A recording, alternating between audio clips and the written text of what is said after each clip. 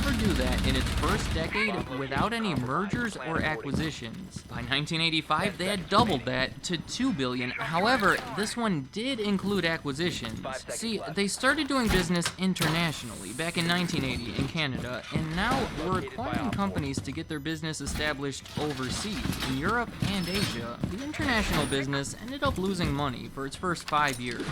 Their answer was to buy Tiger International, who was a successful international cargo airline, also with well over $1 billion in revenue each year. Alright, they're pretty big at this point. Let's shift over to UPS, while pointing out some of the key similarities and differences. First off, they started 64 years earlier, in 1907. I'm gonna go ahead and say the start was much more modest as well. Remember how FedEx was founded by a wealthy, ex-military Yale graduate with $100 million, fleet of airplanes, and 400 employees? Well, UPS was founded by a 19-year-old with 6 bicycles. His name was Jim Casey, and he would continue to be the leader of UPS for the next 55 years, and involved in management until his death 21 years after that, which is actually a similarity. They were both started by one key person that essentially spent their life with them. Another key difference is UPS started by delivering telegraphs, but the popularity of the telephone reduced the demand for that, so they shifted over to department store deliveries.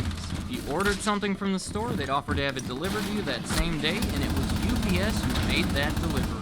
Then, by the 1950s, more people had cars and were just driving to the store to get their stuff, which lowered the demand for these services, and UPS shifted again. This time into the business that we know them for today, delivering packages for the public. They actually started doing this as a side thing in Los Angeles in the 1920s, but now, in the 1950s, it became their core focus. So we can add that to the list. FedEx had a clear vision dating back to a college paper years before it even started, whereas UPS took a little time to get there. As far as international growth, they took two very similar paths. UPS started offering services in Canada in 1975 compared to FedEx, who did it in 1980. Then it didn't take long for either one to start focusing on the rest of the world, specifically Europe. They both did it aggressively through acquisitions, but price wars between the two to try to gain market share over there made it hard for either one to be profitable.